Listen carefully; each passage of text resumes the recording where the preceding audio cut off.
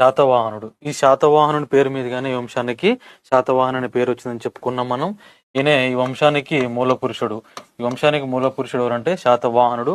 మనకి ఈయనకు సంబంధించి కొన్ని నాణ్యాలు కూడా లభ్యమైనవి. శాద్వాహన అనే పేరుతోటి నాణ్యాలు కూడా లభ్యమైనవి. శాద్వాహన అనే పేరుతోటి ఇతనికి సంబంధించిన నాణ్యాలు మనకు కొండాపూర్ మరియు గాజుల బండ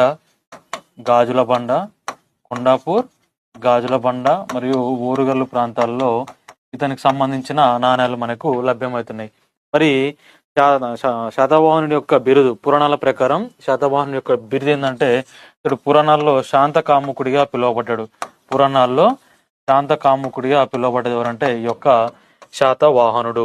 పురాణాల ప్రకారం ఇతని బిరుదు శాంత కాముకుడు. మరి ఇతనికి ఇద్దరు కుమారులు గలరు. శాతవాహనునికి ఇద్దరు కుమారులు గలరు.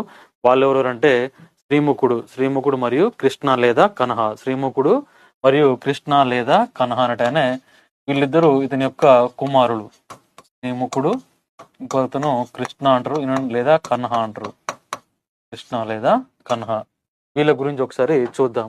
ఇది శాతవాహనుడికి సంబంధించిన చిన్న ఇన్ఫర్మేషన్.